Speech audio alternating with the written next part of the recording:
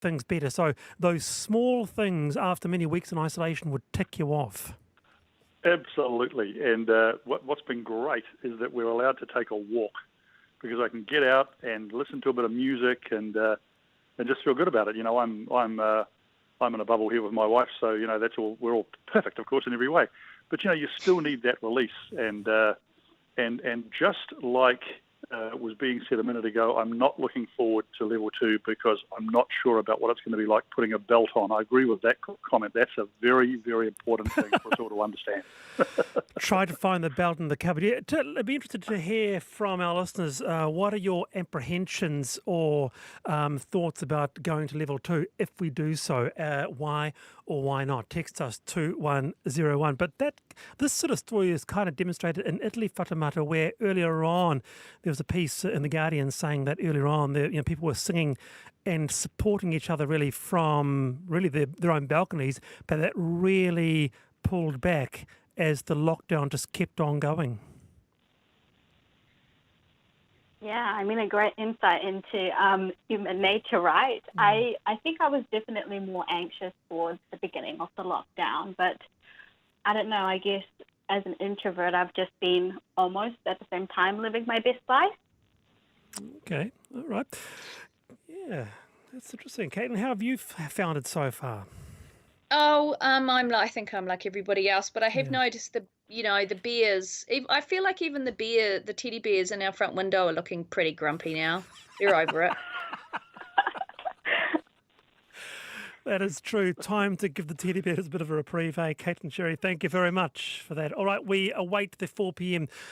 Press conference. That's in just 4 minutes' time. But meanwhile, let's sneak in a couple of I've been thinkings. Fatamata Bar, would you like to start? Yeah, I mean, I guess for me, this whole global pandemic has been a real privilege check. I feel privileged to live in a country like Aotearoa, New Zealand, for the leadership that we've had and the response from the government, to have a lot of support from work, to still have a job, and just for family and friends. So I think it's a difficult time for everybody, but just seeing how the situation is for everybody else globally, we're pretty darn lucky here in Aotearoa, New Zealand. All right. What about you, Phil? Time for I've been thinking for you?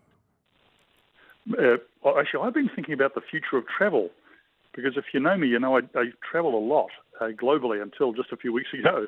And I've been thinking about what it's going to be like in the future. And you're seeing a lot of debate about this, aren't you? Will it ever return? Will it be too expensive? What's going to be, will we ever open the border in quite the same way we've had and so on? And I'm actually pretty positive about these things. I think it will return. I think it will return for a couple of reasons. One, human nature. We're inquisitive. We want to go visit things and see people. And I think the airlines have a big interest in it returning, of course, a lot of capital employed. And I think technology will come to the rescue. What will be different, though, is how we fly. So in the past, post 9/11, in order to fly, you had to prove you were safe. You had to go through a metal detector. Well, post-COVID, I think you'll have to prove you're healthy. So expect more health checks. And, of course, technology will help us there too. But the big point for me is I think we need to get onto this in New Zealand because if we close our borders and the rest of the world starts travelling, and I think they're going to start travelling in about the third quarter of this year. I think they'll start travelling in the next 2 or 3 months. You mean the if world? If we're not part of that, my word, we'll be very poor as a nation. So we just need to get on with this and get with the program about using technology, making sure that we open the border to those who are well and are not threatening New Zealanders' well-being. Otherwise, we'll be much poorer as a result. Yeah. Doesn't international travel, Fatamata, seem such a distant memory for those who did a bit of travel? I know that you did as well, spent a bit of time in New York last year, I think. It seems so far away, doesn't it? Yeah, I mean, to be honest, I'm just so happy that I did all of my traveling last year because if I had planned for 2020, it would have not been great. But yeah, I guess just talking to the point that Phil made, we've got to move on. We've got the Prime Minister's press conference very shortly, but we do have Fatamata Bar and Phil O'Reilly with us on today's panel. Do join us.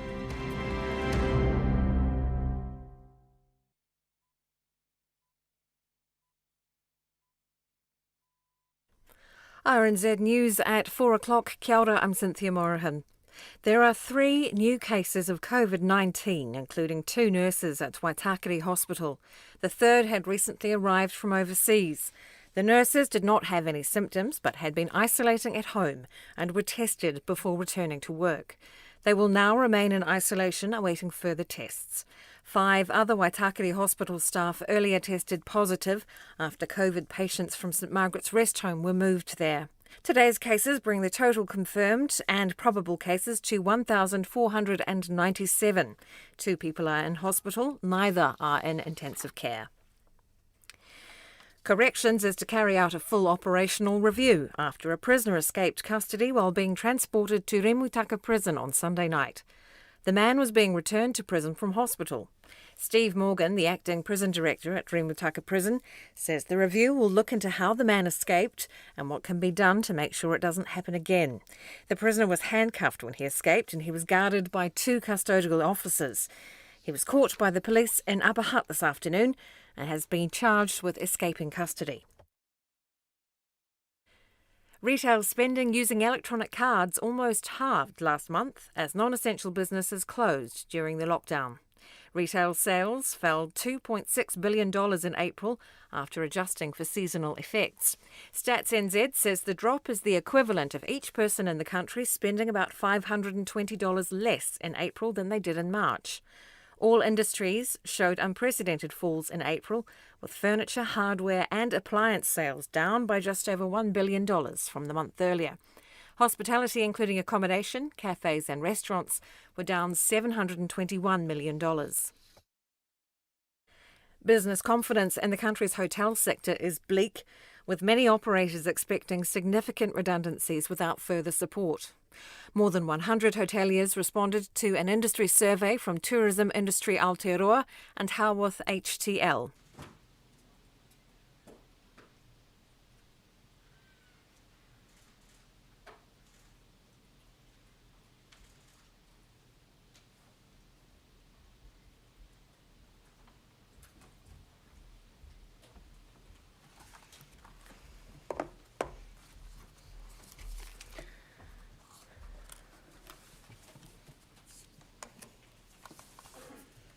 Good afternoon, everyone, and kia ora koutou katoa. I want to start today by acknowledging the sacrifices New Zealanders have made over the 6.5 weeks we have been in alert levels 4 and 3 in order to beat COVID-19. Be it those who lost loved ones and were unable to say goodbye and mourn properly. Be it the children who wrote to me about missing birthdays, and there were many of them, or the many who cancelled weddings or didn't mark anniversaries. Be it the jobs that are being lost and the businesses that owners spent years building up only to watch it and their workforce suffer terribly. But for all of that, Kiwis from all walks of life were resolute and determined. Determined that this was a war that we could eventually win, but only if we acted together. So we formed a team. And as a team, we created a wall of protection for one another. Over the weekend, I read a letter from a mother who spoke about what that team effort has meant to her. Her young son has compromised immunity, and as a result is on constant medication. When COVID arrived in the form of a global pandemic, she was terrified. But she was writing to me out of sheer relief. There may be no cure, no vaccine for COVID yet, but there was each and every one of you, every single Kiwi who made the decision to stay home, to make sacrifices, and you did that for her boy. You did something for someone's mother, for someone's father, someone's child. You created a wall that meant the virus couldn't reach those that it could easily take. And for that, there are many people who are grateful to you, their team of 5 million. Case numbers remain low. And in the last week, we have had 2 days in a row of no cases. By the end of level 4, our R value, the number of people each case goes on to infect, was 0.4. Under level 3, it has remained low. Experts tell us that if the R value stays below 1, we will eventually achieve our goal of elimination. As of today, we have only 90 New Zealanders recorded as having the virus, of whom only 2 are in hospital. None of that has been through luck, but rather through hard work. While we've been battling this virus, we've also built up our health system to specifically act as a defence. We can now undertake up to 12,000 tests a day. 3.5% of the entire population has been tested, and our testing rates are amongst the highest in the world per capita, ahead of countries like Australia, the UK, Germany, Singapore, and South Korea. A lot of work has gone into building up our contact tracing capability. Dr. Aisha Verrill's report has been instrumental in this regard, and the majority of the recommendations have been implemented. We can now contact trace 185 cases a day and have capacity to contact 10,000 people a day through a new national call centre established since the beginning of the outbreak. Identifying new cases of the virus quickly through testing and rapid contact tracing can be 90% as effective as a vaccine in stopping the spread of the virus. But I cannot emphasise enough that speed is of the essence. The clock starts as soon as someone feels sick. If you have COVID, we need every minute to find the people you have been in contact with and isolate them before they are in contact with someone else. In short, if you get a sniffle or a sore throat or a cough, get advice and get a test quickly. Please don't be a stoic Kiwi. If you do your bit, we all must keep doing ours. That means continuing our strong border controls, hand hygiene and physical distancing, which have and will continue to be our primary wall of defence against COVID. They're tools that have worked. But we all know there is more to do. We may have won a few battles, but we have not won the war. We are still recording cases most days. New information about the virus indicates it could be spread prior to a person becoming symptomatic, meaning it can be passed on by seemingly healthy people. And the scientists who have advised us so well to date say there is still a chance of silent spread in the future, and therefore cases taking off again.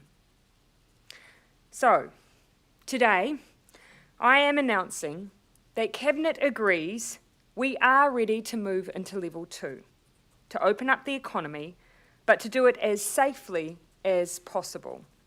So let me set out how we will do that. On Thursday this week, retail, malls, cafes, restaurants, cinemas, and other public spaces, including playgrounds and gyms, can reopen. All will be required to have physical distancing and strict hygiene measures in place. You can begin to move around New Zealand, but space yourself out, especially if you're using public transport. And of course, health services will restart. On Monday, 18 May, all children and young people will be able to return to school and early learning. This staging is to give parents, teachers and education facilities time to plan. And finally, on Thursday, 21 May, bars will be able to open with all the requirements set out last week, including that seating must be provided, there must be space between tables, and there mustn't be multiple waiters and waitresses serving a single table. We have left bars till last because they do pose the most risk. As we can see from South Korea that recently opened up their bars only to close them again after one person created an outbreak of 40 people and caused 1,500 tests. While we have put in place measures and expectations to make all hospitality as safe as possible, these few extra days really do give us a chance to lock in the data from level 3 and feel more secure that we're ready for this move. Overall, though, the upshot is that in 10 days' time, we will have reopened most businesses in New Zealand, and sooner than many other countries around the world. But that fits with our plan, and our plan was go hard, go early, so we can get our economy moving again sooner, and so we can get the economic benefit of getting our health response right. And so far, we have. But there does have to be a new normal. And that normal means that we will be breaking out of our bubbles. We will be around more people. But we can do that and get more activity going if we balance that with keeping our distance and keeping our social gatherings small for now. Our strength so far has been our willingness to learn about this virus and change the way that we behave to beat it. And we've learnt a lot, especially from our clusters. If you've followed their origin, you'll know that they're a slice of Kiwi life. They have started at wedding receptions, stag do's, a conference in Queenstown that included drinks and socialising, a bar in Matamata. There is a theme. When we come together to socialise in large numbers with one another, there is risk. The best insurance policy we have for that risk is to reduce the size of our socialising for now. And that is what the Director General of Health has recommended that we do for now. Parties, big social events, or anything designed to be for mixing and mingling won't be allowed to happen for groups that are larger than 10. Gatherings at home need to be kept at 10. Church and religious events, weddings, funerals, stag do's, all limited to 10 for now. And if you're wanting to head to a restaurant or a bar, they won't be able to take group bookings for larger than 10. This, alongside social distancing, is our insurance policy. And why 10? Simple. If something goes wrong with a group of 10, that is much easier to contain, much easier to contact trace, much less likely that if something goes wrong, the whole country will have to experience more restrictions. That doesn't mean that you won't see larger gatherings of people around you. People, for instance, will be at the movies, but they'll all be spaced out. They'll be watching sports, but they will be spaced out. People might go to a show, but they will be spaced out. You'll see bars and restaurants open, but they again will be required to have people seated and spaced out. We have done what we can to prioritise opening up businesses, but just alter the way that we work within them for the next wee while. This strikes a balance between getting the economy moving, but also making sure we have got the next stage right. I know that many New Zealanders are looking forward to catching up with friends and family, and from this Thursday you can. But for now, as I've said, it just needs to be small. This is a transition out of our bubbles, where you can see people you haven't seen in a while. You just can't do it all at once. I should add, though, a particular note, because I have been asked this a few times. If you have a family that is larger than 10, we're not suggesting you throw anyone out of the house. We are being pragmatic. We just don't want you to have a large gathering yet. This is also one of the reasons that we have decided to allow travel again, as we signalled last week. Because it isn't so much the movement around the country that is an issue. It's actually what people do when they get there that matters. So go and see your mum. Just don't turn it into a massive family reunion while you're at it. Instead, maybe see your mum, visit a local tourism site, or support a local business. I do want to acknowledge we will be looking at these restrictions, these remaining restrictions, again in just 2 weeks' time. And if our numbers continue to look good, the number of people you can socialise with and hold events with will grow. And I do want to signal that. If our numbers are still looking good, we will begin to grow those numbers. Last Thursday, when announcing what Level 2 looks like, I said the key rule is to play it safe, that we all need to take individual responsibility for our actions and continue to behave like the virus is still amongst us, especially when in public and around people that you don't know. At Level 4 and Level 3, we had success because staying home meant we broke the chain of transmission. We simply weren't in contact with one another to spread the virus. At Level 2, we are now out and about again. Just about all parts of the economy are opening up again. What we have balanced in these decisions is how we can do that. Get those restaurants open, malls open, shops open, but how we can keep them open. That's why we're asking you all to be incredibly careful as we get back to a new, safer normal. None of us can assume COVID isn't with us. So with that in mind, a reminder of the golden rules of Level 2. Keep your distance from other people when you're out in public, including on transport. If you're sick, stay home. Don't go to work or school. don't socialise. This should be a really low bar. If you have symptoms of cold or flu, call your doctor or healthline immediately and get tested. Wash your hands, wash your hands, wash your hands, and do it properly. Don't get together socially or mix and mingle with more than 10 people at once, and keep a track of where you've been and who you've seen. Your efforts, New Zealand, have got us to this place, ahead of most of the world, and without the carnage that COVID has inflicted in many other places. But there are risks ahead, so please be vigilant at level 2. Irresponsible behaviour will take us backwards. Getting to this position early has saved jobs and businesses, but there is a long road ahead to full recovery, and things will continue to be very, very tough before they get better. We are looking to provide more support for the businesses most affected, and to do that soon. This week, the government will release our budget, our plan to respond to the economic toll the virus has caused. It will be, however, one of many steps that we take in our efforts to rebuild together. In fact, that is what the budget is called, Rebuilding Together.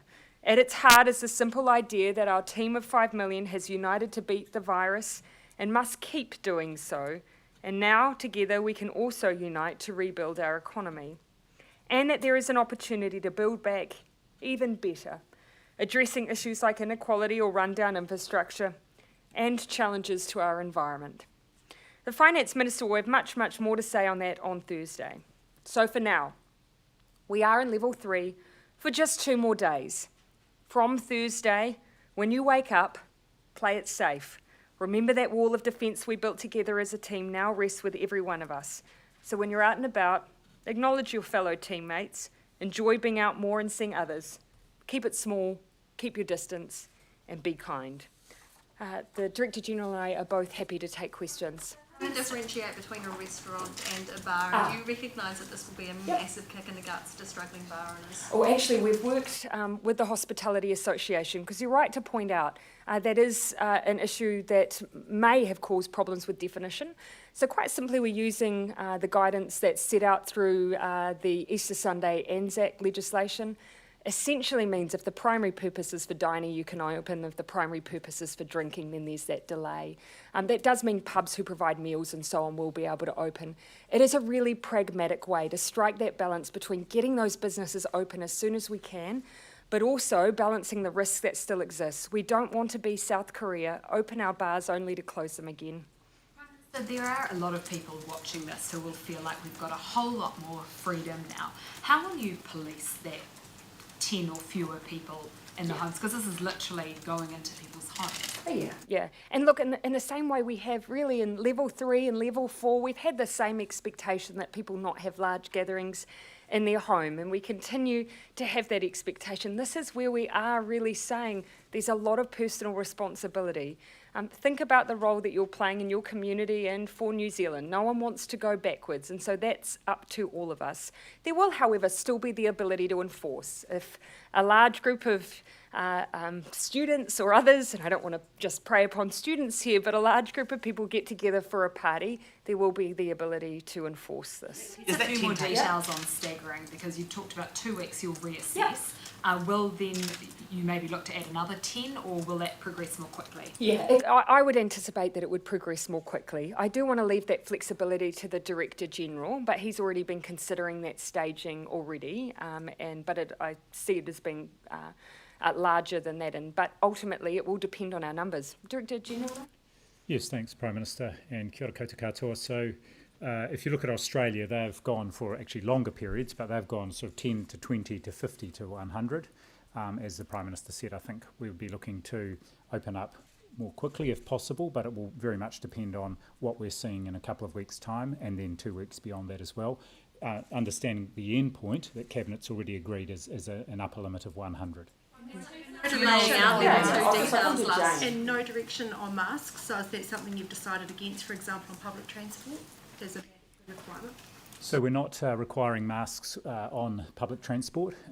The updated evidence review you've seen, and there is updated advice around PPE and including mask use for health workers, for some workers in very specific settings outside of health, and also for the general public. But for the general public, what I can say is we're neither recommending nor requiring masks. However, if you do choose to use a mask, that's fine, and just make sure you know how to use it safely so that you reduce the risk to yourself and others. Evidence from even the evidence from other jurisdictions, they're using masks a matter of course. That's not something the New Zealand government thinks is on the evidence required, or is it supply? Are there any other issues dictating evidence? It's not a supply issue, it's an evidence issue, and what I would say is the evidence is very much in the balance, and that's why you will find various learned commentators reaching different positions on this very issue. That doesn't mean that's our final position, and we will keep watching. But at the moment, we're not requiring or recommending that the general public use masks. Surgical masks will be surprising to many to learn. A surgical mask, for instance, should be changed up to 3 times an hour. And of course, when you're changing it, you need to be very careful that you're not making any contact with the mask, and ultimately that you're not allowing it to become damp through the entire period you're wearing it. And so making sure that it's worn properly, I think, is one of the reasons evidence really can often fall on either side when you're asking those outside of the health profession to wear them. Henry? Just to be clear, the limit of 10, does that take into account people inside that bubble already? So if the household has 8 people, 2 more So people? ultimately, to keep it nice and simple, we're saying don't let your gatherings be larger than 10. If someone wants to catch up with a play date for their kids, then often it might be easier just to take them out and meet up with a friend in the park. We are trying to keep this nice and simple, which is why we've said let's limit those social gatherings to 10. What do you make of NZME today, given the government basically a deadline at the end of May to create new legislation to allow NZME and stuff to merge? Interesting, given that's a commercially sensitive issue and not one that I'm going to comment on. Even after laying out last week what level 2 would look like, there was perhaps a willful misapprehension on the part of some people that we had actually moved to level 2. So when we shift down, when we shift through the levels, does it become harder to police? Oh, look, well, one of the things I'm very clear on that is that as we give over more freedom, as we open things up further, and we are, then obviously there is a degree to which we are asking people to take responsibility for themselves out in that environment. We continue, though, to make really balanced decisions. We want the economy to be open up, we want people back in work, but to do that safely, we're asking people just to change their behaviour when they're out and about, and that is what we're relying on here. But I have faith in New Zealanders. People today, there's a lot of people are quite nervous about being back out in public en masse and around other people. Do you share that reticence? Well, I think that's why we've actually taken that into account. Ultimately, what we're trying to do is for any environment where there is risk, we've set guidelines to mitigate that risk. So for areas of hospitality, we've worked with them to make those environments safe for people to go into. Because ultimately, it won't be great for their business if they can't attract people into a safe space. So that's what we've done. We're opening the economy safely and then asking people just to follow the rules and the guidelines. Do you think those people are right to be nervous? Oh, I understand why people are nervous. And one of the things that's been interesting is as we've moved down the levels, it has felt to people like there are loads of people out there, and they must be not complying with what the parameters are on that level. But actually, that's not my observation. Yes, it comes as a surprise because you suddenly see so many people around or so many more cars on the road. But actually, the vast majority of people I'm seeing are clearly aware of what is expected of them and are putting in a lot of effort, and businesses are putting in a lot of effort to help maintain the physical distancing and the expectations on them, and I have a strong sense that we will see that as we move to alert level 2. Joe?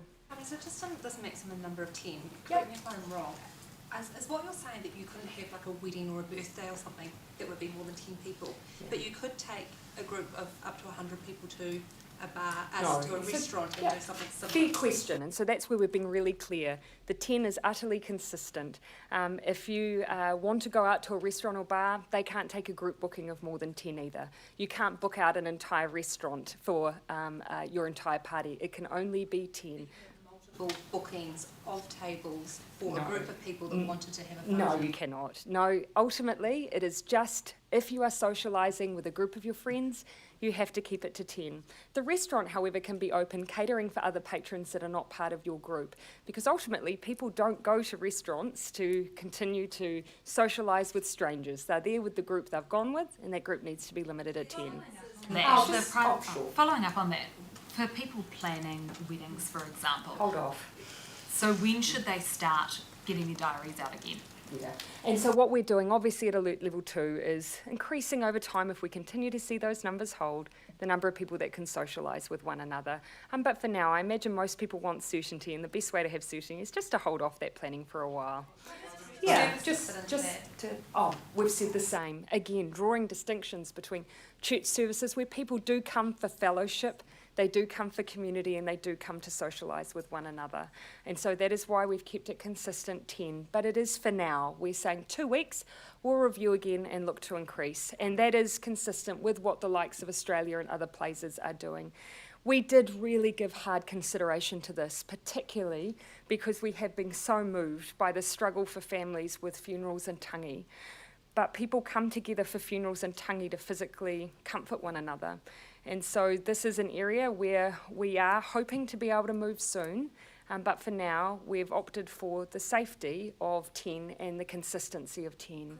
Argue with like a Sunday church service, though, not a funeral or a tangi, but that you could have the same social distancing that you have at the movies. I've actually had people from different community groups argue with me that they consider that it should be treated in the same way, that they do come together for fellowship, for community, to socialise with one another. And people who haven't seen each other properly for 7 weeks, that's a very natural inclination. So we've tried to be consistent there with the way we've rolled it out. I understand it's tough, but I'm hoping it won't be for long. Prime Minister. And then I'll come back to you, Jackson. Is Thursday the day for businesses that might require PPE, like hairdressers and beauticians? And could you also just clarify what's happening with sport? Yes, it is. All of that is 11:59 p.m. on Wednesday, obviously, as we've used that deadline for everything. So essentially it's everything that we've outlined in Level 2, with the exceptions that I just set out in my statement, which is obviously those bars or those who tend to focus as their primary purpose on providing alcohol. That's from the 21st. Some of the details on sport, obviously, we're continuing to work through with community sport in particular, but that's guidance that's being developed at the moment. Just on one point you just touched on, pubs that provide meals, you've said that they will be able to open. Well, if they currently open under those guidelines. Serve alcohol? Yes, yep. So in the same way that we operate under those who are familiar with Easter trading, Anzac trading, they can provide alcohol. Under the guise of getting a meal. So the Hospitality Association knows well the way these provisions work, and that's why we chose them. They're a way that we can start to stagger those businesses who are primarily focused on food, and then leave a little bit later some of that higher risk, which is those that tend to be primarily focused on alcohol. It's something that the hospitality industry is very familiar with those provisions, and so it makes it easier for them to implement them. Just on that, did you endorse a gag order placed by your office on your ministers last Friday after the release of documents? And why doesn't your office trust your ministers? Well, I wouldn't characterise it as that, keeping in mind, of course, that the discussion we're having here is over the release of over 300 documents, and the whole purpose, of course, was to provide them transparently and then be available to answer questions on them as I am, as Dr. Clark has been. I believe Minister Shaw's also been in the public domain since Friday on those documents. The one thing I will say is I absolutely hear the feedback people have given around signalling earlier when they're coming. I know I gave some references to them being released soon without specific dates, so we'll look to do that in the future. And we'll also look to make sure that they're released in the morning, whatever the given day of the week is, because I know that that's caused a bit of angst for people as well.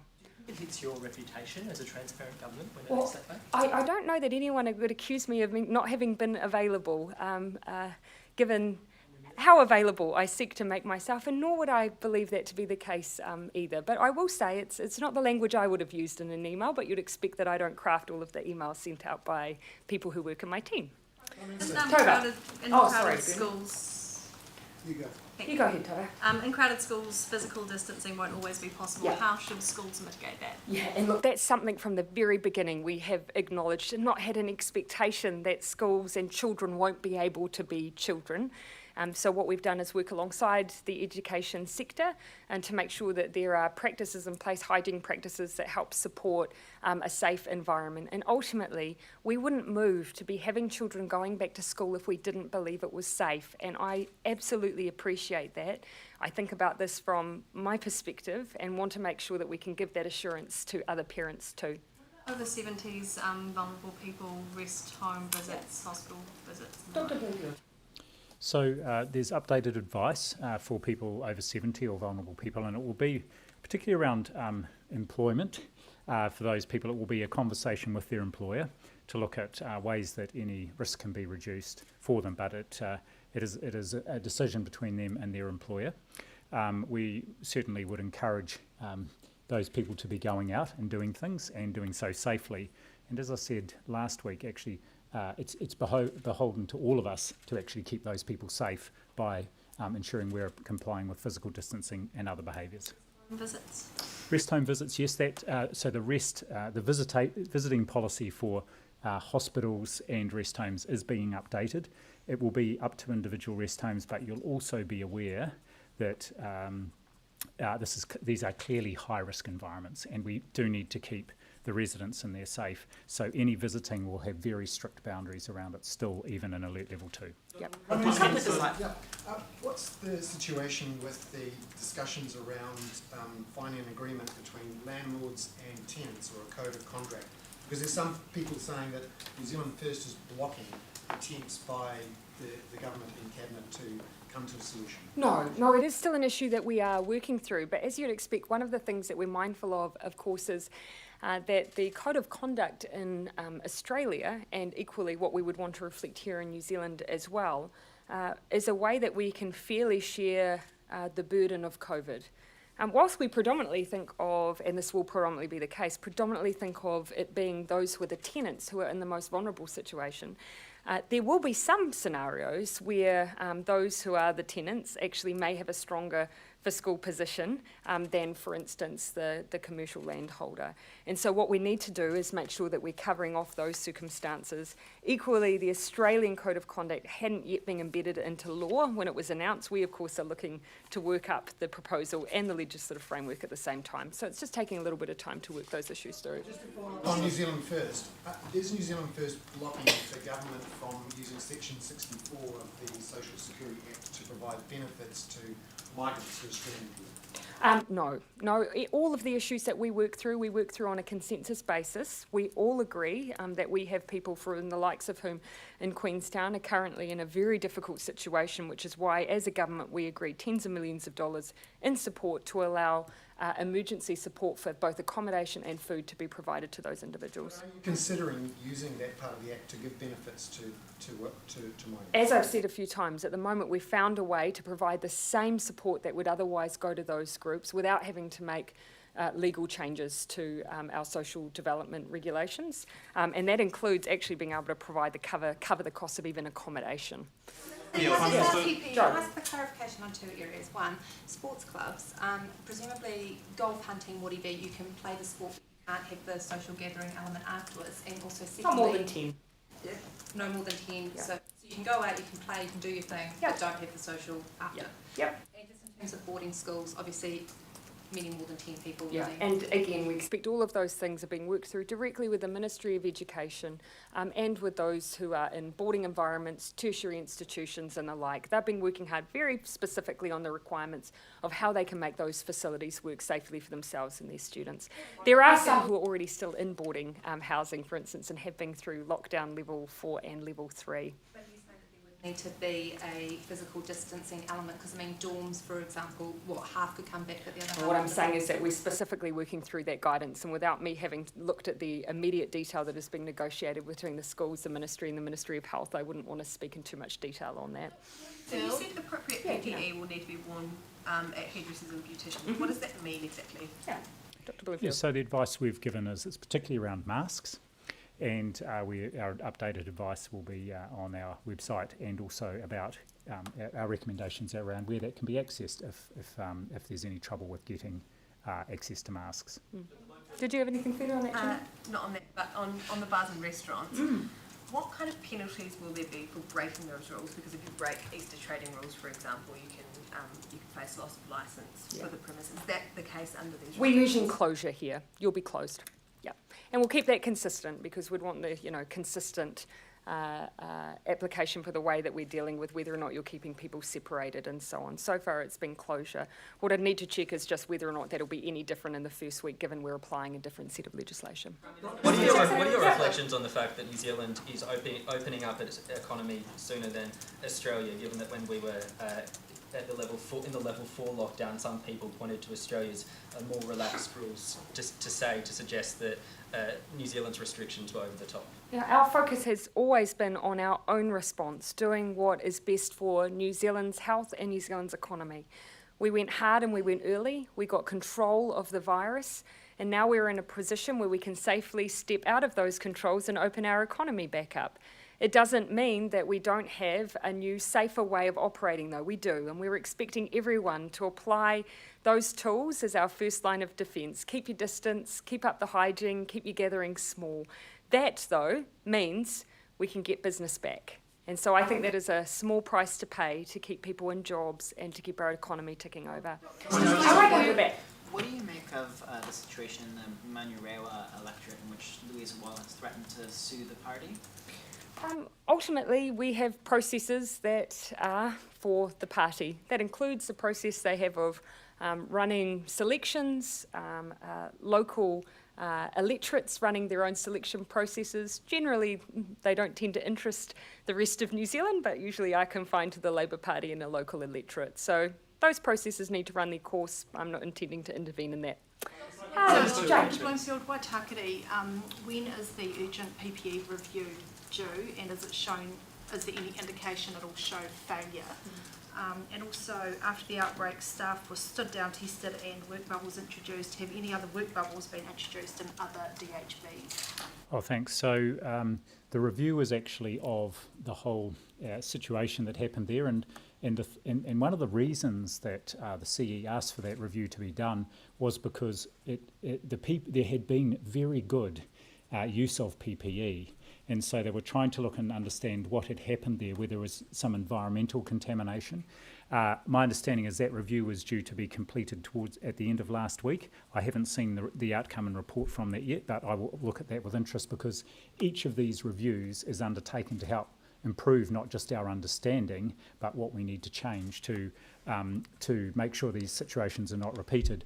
I'm not certain if other DHBs have introduced the bubble type arrangement, but what I am certain is once that review is completed, the recommendations will be circulated to all district health boards, and we will update our national advice on the basis of what their findings are. Derek. Are DHBs going to test nurses and staff before they return to work? Yes, we are recommending that happens routinely, and in fact, the two cases that two of the confirmed cases today were a result of that testing, and interestingly, both nurses were non-symptomatic. And hadn't had any symptoms. They had been in isolation. So we had already been moved to a policy of routinely testing staff before they return to work in healthcare or aged residential care settings. And I think that reinforces the importance of doing that. What we're not sure is whether that means they are infectious, particularly if they're not symptomatic. But I think this is something that everyone around the world is still trying to understand better. They will obviously remain stood down and then be retested. Yeah. Can you talk about what might trigger a return back to level 3 and whether that might be applied regionally? Well, I'll talk to the first bit, and I think the Prime Minister may want to comment as well. We will be looking a bit like we have with the steps down, not just numbers of cases, but where they're happening, and of course our ability to get any cases and any outbreaks that might be occurring under control very quickly. And part of those controls may include some regional measures that are different for regions to help get what I call that ring fence around an outbreak. So that may mean that there are measures in place in some locations or regions that are, in a sense, more restrictive than maybe around the rest of the country until we're confident we've got an outbreak under control. Did 9 executives tell your government that stuff would shut at the end of May if some kind of deal with NZ was reached? And I know you're going to say commercial sensitivity, but are you prepared to let stuff fall over? Is that Again, I think there's a lot of assumptions built into that question. Again, there's commercial sensitivity here, and there may well be more than one group that's involved in this scenario, so it's not for me to enter into any dialogue on that any further. Would you allow stuff to fall over? Prime Minister, the address to the NZX this morning, though, that was deliberately addressed to you as a government. That was an address to you. So how do you feel about the NZX being used in that way to try and force your hand? Well, again, I think I've already given my response on that. Down the back. With the 10-person limit, do you think that's going to have an effect on tourism operators, or would that? No, I don't believe it should. I mean, ultimately, what's most important to them is the ability for people to be able to travel regionally. And what we've balanced here is, look, let's open up that regional travel, but let's apply the ongoing restrictions to the thing that actually creates risk. And that's what people are doing together. So that, for instance, does enable a family, for instance, to take a small break away to some other part of the country and to engage in some tourism activity. The only thing it's stopping is them being involved in a large party while they're there. So no, I don't think it should stop that. Keeping in mind, though, of course, this is what we're doing for the next 2 weeks. We will continue, all going to plan to continue to see that opening up. Yeah. Dr. Bloomfield, just a question about our corrections facilities. How many cases are you aware of in our prisons at the moment? We've heard that an Auckland women's inmate and a corrections officer have tested positive to COVID-19. So there are no cases inside our corrections facilities, and I've been working very closely with my counterpart at corrections since very early in this, and actually we moved very quickly because we could see what was happening overseas to ensure that anyone either working or inside a corrections facility was kept safe. One of our confirmed cases is someone who works for corrections but not in direct contact with prisoners inside the facility, and it was from some time ago, so that person was already in isolation and it was a family, it was a transmission inside the family. So I think we've done very well actually, and corrections have done very well to keep people inside their facilities safe. How will visiting rights be affected at level 2? Will it be similar to rest homes where it's up to the corrections facility to decide on that? Well, I spoke again to my counterpart at corrections just a few days ago about this, and I know his intention is to enable as quickly as possible prisoners to have access to visiting rights that are their, that are their rights, but to do so in a safe way. And so I think you should look to see, and they will, I'm sure, publish what their national position will be on visiting arrangements under Alert Level 2. Are you comfortable where things have landed in terms of level 2? Because while you've got the sort of safe control around strangers in restaurants and bars and things, you've also got sports clubs and 30 guys on a rugby field playing together. So how do you balance that, and where do you land on sort of how safe it is? Well, you're right, it is a balance. We're coming into our Alert Level 2 in a very good position because of our hard-won gains that we have made under Alert Levels 4 and 3. So our advice was clear that we're confident we're in a position to move to Alert Level 2. The parameters have been put around it, in particular the group size of 10, I think will help. We had advised that, and that has been taken up. And in fact, there was only one point of difference from our advice and where Cabinet landed, and that was just we had recommended keeping bars closed for a further 2 weeks, and Cabinet has settled on 1 week. Yeah, and I just hope to give a little bit of context to that. Our view is that if we see any spike in cases, if we see any data that demonstrates to us that there is any risk, then of course we have an ability to act on that. But equally at the same time, we have put in place measures that we believe will mitigate some of the risks that were raised by Dr. Bloomfield. And so we feel we've landed in a place that balances out all of those issues ultimately. At level 2, is it Prime Ministerial business as usual? Will you continue to move around the country, or resume moving around the country, and will you move back to Auckland? Yeah, I actually, just for the pure logistics of the post-budget period, haven't got any plans to move immediately. But my intention is to act in the exact same way that I have encouraged other New Zealanders to. That's what I've done all the way through, and that's what I'll do at Alert Level 2. So that means that I'll be applying the same restrictions, but I'll also be looking to move around a bit more as well. What are you looking forward to about level 2? Are you looking forward to a prime ministerial beer or a haircut or a workout? Oh, I'm actually really looking forward to giving my sister a hug. I haven't seen her in a couple of months because I haven't been home, so that'll be nice. Yeah, Did you Gina. decide not to take the advice to close bars for an extra 2 weeks? Sorry, what was that? Why did you not take the advice of the Director General to keep bars closed for a further 2 weeks? Yeah, we agreed that actually we are in the position to move into alert level 2 and we should do that in the safest way possible. So we struck a balance between opening up but actually putting in a delay of a week because it is one of the more riskier things that we'll be doing, but we do have considerable safeguards. We're requiring everyone to be seated, we're requiring everyone to be separated, and we're requiring that there's not more than one waiter or waitress serving a table. And actually Dr. Bloomfield believes that those were tests as well that would considerably reduce the risk. Level 2 are safe and normal. How long do you think we are going to be in that safe and normal before we can go back to proper normal? Well, at the moment, obviously, we've said after 2 weeks, we'll look again at the number of people that are able to gather together socially. And as long as we're making progress, we'll keep opening up. But we'll always base all our decisions on evidence. At the moment, though, what we've been guided by is how do we open up the economy but in the safest way possible? And actually, where the restrictions now are primarily falling is on us and our social lives. But that does lessen the impact that we would otherwise feel on business. The issue that you're talking about there, given that you have asked of bars to do effectively the same as what restaurants have to do with the seating and single server, why are they being discriminated against? Again, we still have to take into account primarily why people visit them. We are asking them to change people to change their behaviour entirely when they go, though. But you will have heard that actually Health had a different suggestion, which is push it out even further. Ultimately, we believe we reached a pragmatic decision, one that balanced off the issue you've raised, that we have put in controls to try and make it safer, with the suggestion of a further delay, and we struck down the middle with just an extra 1 week. That does give us time to lock in that extra data of alert level 3, which is one of the things that I have heard the call from some epidemiologists saying, look, let's just make sure we've got all the data and we are moving safely. That will mean closure. That will be too long. I've also signalled, and I will say it again, that we will be looking to provide more support to business, and that will be something we'll be announcing soon. But that, of course, is reflective of the fact that there will be some businesses who will take a while to gear up even when we start to move into alert level 2. Bernard? What's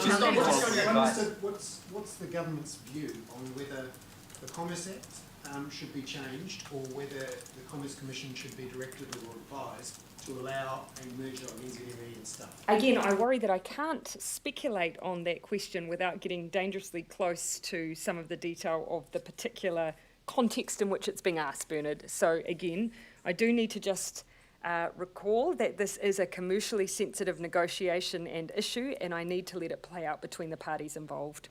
I'm just going to take a few more. Who hasn't had many? I'll come over. Thomas. Just to follow on from Gina's question, when the review is on the table, it sounds like increasing the numbers of people in mass gatherings is on the table, but today obviously a wholesale move to level 2 is on the table. So is that an indication that we are probably going to spend longer in level 2 than we've been spending in levels 4 and 3? Is this a longer period that we should get used to? Not necessarily. It all depends on what happens with our case numbers. The goal has always been, as safely as possible, to move back to some form of normality as soon as possible. So we haven't put a final number on level 2, but if we are able to sustain low and no cases, then that will mean that we are further and further towards our goal, our ongoing goal of elimination, and that we'll be able to further open up.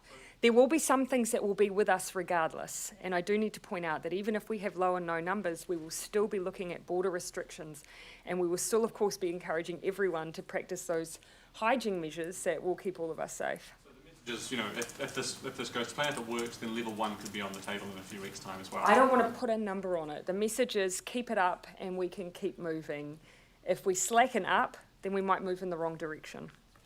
Okay, I'll take last 2 questions. Jackson and then down the back. Can an election take place at alert level 2? Yes. Yep, and down the back. New Zealand's asymptomatic cases have been far low, for Dr. Bloomfield, have been a far lower proportion than we've seen overseas. Here, around 2 or 3% of our cases have been asymptomatic, whereas overseas it's been as high as 43 or 50%. Why do you think that is? So just to clarify, Do you mean asymptomatic or what's community? Do you mean community? Asymptomatic cases, yeah. So I don't think we've put a figure on it. However, what has become apparent in our testing recently, recalling we've actually done over 65,000 tests since we moved into Alert Level 3, and a lot of those have been in asymptomatic people. We've only found a small handful of those that are positive, and all either related to existing clusters, or we could track them back to overseas travel, but being quite late presentations. Again, not clear what the positive test means in terms of whether they're infective. But I think our understanding of asymptomatic infection, and therefore the possibility of transmission, is still emerging. And this is one of the very reasons why we need to keep our high level of vigilance in Alert Level 2. One of the good things is we have had a long period under 4 and 3 for those asymptomatic, if they are there, infections to present, and we've done the wide community testing, and we haven't found pockets of it out there that we weren't expecting. So that's reassuring, but again, maintaining the vigilance. Okay, thank you very much, everyone.